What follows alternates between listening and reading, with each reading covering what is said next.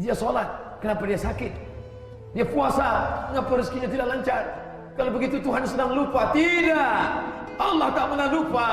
Ya'lamu ma baina aydihim, dia tahu apa yang ada di depan. Wa ma khalfahum, ada yang di belakang. Wa la yuhituna bi syai'in min 'ilmihi illa bima syaa. Tidak ada satupun yang punya pengetahuan kecuali pemberian Allah Subhanahu wa taala. Lalu kenapa Allah biarkan mereka dalam keadaan sakit? Sebenarnya di balik sakit itu ada ampunan. La yusibul mu'min min nasabin wala wasabin wala saqabin wala syaukin yashtakuha. Ada orang yang sakit, gundah gulana, susah hatinya, risau, bahkan duri yang menusuk tapak kakinya. Illa kafarallahu anhu biha sayyi'atu. Allah sedang ingin menghapuskan dia dari segala dosa-dosanya. Sebaiknya engkau berpikir husnuzan kepada Allah. Ana inna husni dhanni 'abdi bi. Aku menurut prasangka hambaku kepada aku. Bila aku sakit, aku berprasangka baik kepadanya dan Allah akan memberikan ampunan. Ada kalanya sakit, ada kalanya susah, ada kalanya duri yang menusuk tapak kaki hanya karena Allah ingin mengangkat derajat. Ada pahala yang lebih besar daripada salat, ada pahala yang lebih besar daripada haji dan umrah, ada pahala yang lebih besar daripada jihad fisabilillah. Innama yuwaffas sabiruna ajrahum bighairi hisab. Orang yang sabar diberikan Allah balasan bighairi hisab, tak dapat dihitung, tak dapat dihisab, tak dapat dikira. Tapi sungguh satu hamba yang merugi ini merasa Tuhan sedang lupa, maka terus dalam kesesatannya, terus dalam kesombongannya, terus dalam kejahilannya. Innallaha la yumli lidh-dhalim. Allah sengaja mengulur, diulur Allah rezeki, diulur Allah umur, diulur Allah kuasa, diulur Allah sehat. Seperti layang-layang, semakin diulur semakin tinggi, semakin diulur semakin tinggi, sampai akhirnya dia tersangkut di pokok yang sangat tinggi sehingga tidak satu pun dapat menyelamatkannya. Innallaha la yumli lidh-dhalim. Allah sengaja mengulur kepada orang yang zalim. Aku ulur umurku panjang, aku ulur rezeki kau banyak, aku ulur kau kuasa, punya hebat. Hatta idza akhadhahu lam yuflithu. Sampai akhirnya Allah mengazabnya, tidak tersisa walau sedikit pun. Inilah orang yang paling terlaknat di antara makhluk-makhluk yang dilaknat Allah Subhanahu wa taala. Oleh sebab itu ketika kita masih terjatuh, ingatlah sesungguhnya kerikil kecil itu mengingatkan kita ada lubang-lubang besar di depan mata. Bila kita terpeleset karena kulit pisang, ingatlah sesungguhnya Allah masih sayang dengan kita karena ada bencana, musibah mengajarkan kita untuk waspada. Tapi bila tidak ada teguran sama sekali, sesungguhnya murka Allah sedang di depan mata. Malang tak dapat ditolak, untung tak dapat diraih.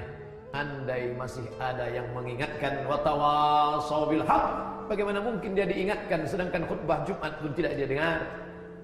Bagaimana mungkin ada yang mengingatkan sedangkan ceramah pengajian dia tidak mau datang? Inilah hamba yang paling tersesat di antara yang sesat.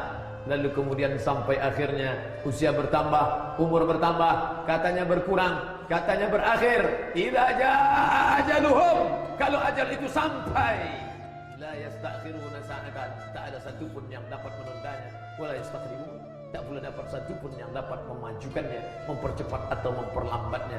Akhirnya yang ditunggu itu tiba juga, sakaratul maut. Setiap manusia yang berdoa kepada Allah, Allahumma awin alaina fi sakaratil maut, ringankan aku saat sakaratul maut ya Allah. Nabi berjumpa dengan orang saat Isra Mi'raj. Ada yang mengaku seperti tebasan pedang beratus kali di tempat yang sama. Ada yang mengaku seperti kambing yang dikulisi hidup-hidup. Ada seperti mata kail pancing yang ditarik dari kulit yang basah. Tapi dia tidak peduli dengan itu. Sampai akhirnya dia sendiri yang merasakannya, meregang nyawa. Terasa sejuk dari ujung kaki, mulai naik ke lutut, sampai ke pinggang, sampai ke perut, sampai ke dada. Akhirnya ruh itu disentapkan malaikat dengan satu tarikan. Keluarlah dia dari ujung hidung dan mulut, dan mata melihat ruh itu keluar. Dulu kakimu tegak melangkah, tanganmu bisa menghayut, suaramu menggelegar. Tapi sampai masanya menutupkan kelopak mata pun kau tak sanggup. Hai kau yang sombong, di mana kekuasaanmu? Di mana hartamu? Di mana ilmumu? Di mana titelmu yang panjang? Di mana sekolahmu yang hebat? Hari itu penghargaan tak lagi bermakna, sertifikat tak lagi berguna. Hari itu yang berguna adalah anakmu datang berbisik ke telinga sebelah kanan, la ilaha illallah. Setiap hari orang berdoa, Allahumma khtim lana bi husnil khatimah wa la takhtim alaina bi su'il khatimah. Tapi hari itu kau mati dalam keadaan su'ul khatimah, karena tak ada satupun yang membisikkan ke telingamu la ilaha illallah.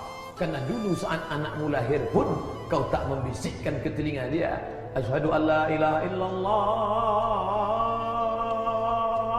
karena kau tak peduli kalimat apa yang pertama kali dia dengar.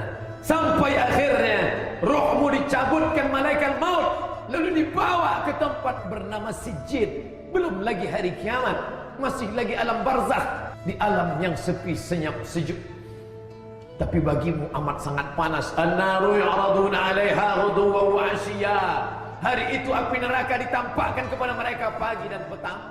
Malaikat mungkar dan nakir datang membawa palu godam yang besar, dipukulkannya ke kepalamu. Saat itu juga hancur berkeping berderai, masuk ke dalam bumi lapisan ketujuh, utuh kembali sempurna. Begitulah sampai hari kiamat tiba.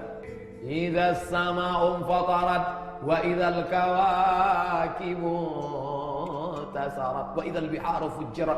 Lautan meledak meletup naik ke daratan, hancur semuanya. Wa idzal qubur bu'thirat. Semua yang dikubur bangkit. Ketika itulah baru sadar, alimat nafsum ma qaddamat wa akharat. An-nasu niyam, manusia itu tidur. Yang kaya tidur, yang miskin tidur. Yang berkuasa tidur, rakyat jelata tidur. Yang alim tidur.